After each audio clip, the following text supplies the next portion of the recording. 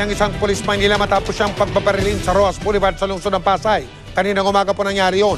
Si Maria Ausente o si Maria Bulaklak Ausente, naka-alerto 24.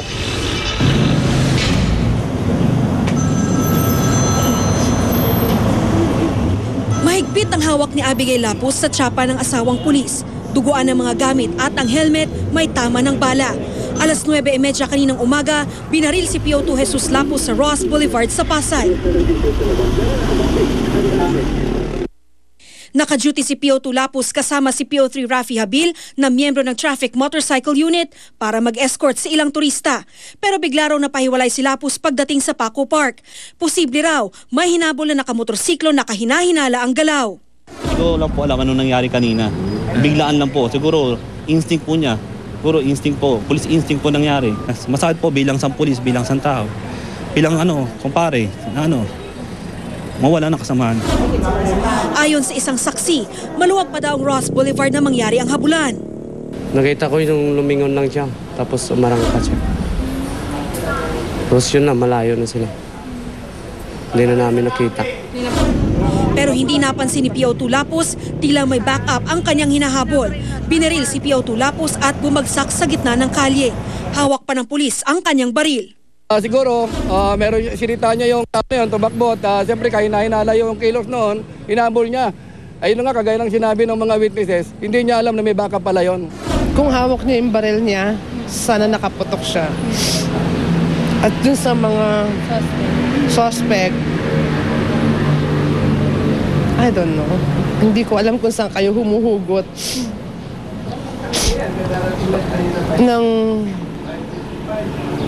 ng strength, ng power para kumitil ng buhay.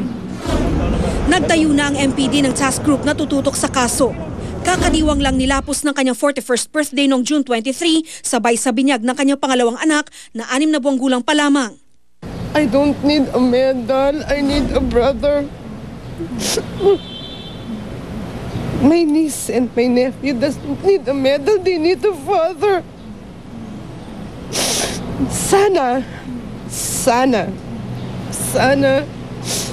totoong tatrabahuin nila ang kasong ito. Umaasa ngayon ng mga otoridad na may iba pang mga saksi na lilitaw na siyang makakatukoy sa mga sospek. Maria Bulaklak Ausente, nakatutok, 24 oras.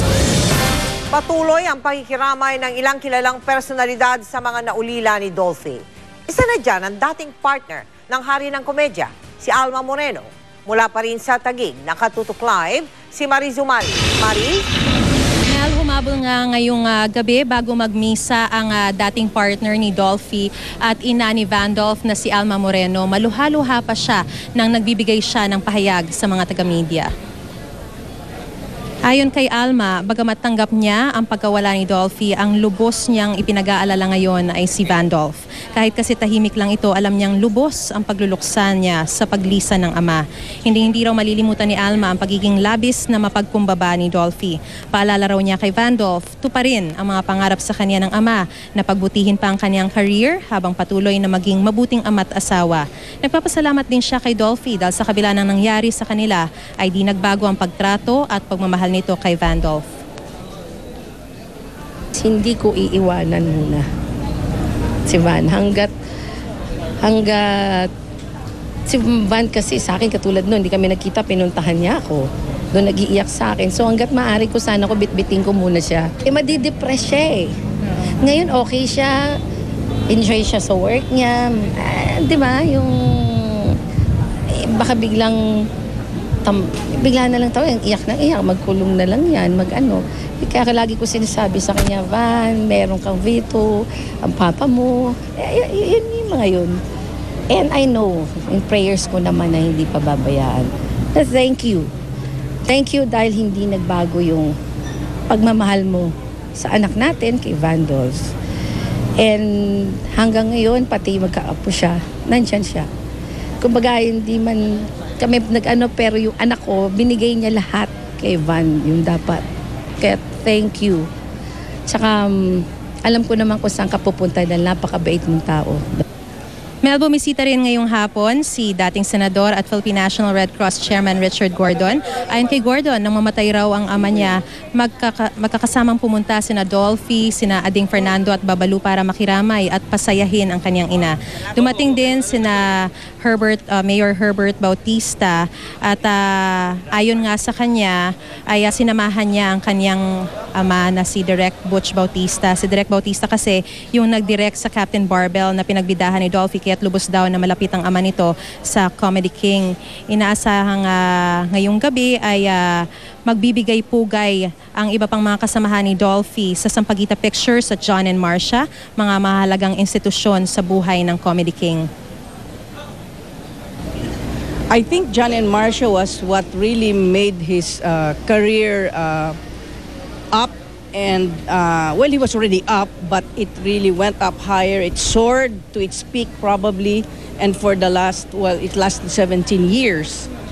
Well, we have a lot of clips of the John and Marcia, yung mga funny, ano na talaga, yung mga, one of the funniest, yeah, and we have a surprise ending. Mel, kanina namataan na rin natin dito na pumunta sina Ronaldo Valdez, sina Gretchen Barreto at Tony Boy Cojuangco, sina Ronnie Ricketts, Jeneline Mercado at Luis Manzano. At sa kasalukuyan ay nagdaraos nga ng misa para kay Dolphy. Susundan ito ng Jesus is Lord service kung saan kabilang ang isa sa mga anak ni Dolphy at magkakaroon din ng necrological service. Mel, kaabang-abang ito dahil nga ayon na rin kay Chi Benedicto, mga video clips na mga pinaka-di malilimutang eksena sa John and Marcia ang ipalalabas nila mamaya na labis daw ikatutuwa ng mga dadalo. Mel? Maraming salamat sa iyo, Mariz Umali. Susunod, bus driver na huli cam na pinagbabantaan ang nakagitgitang taxi driver sa EDSA.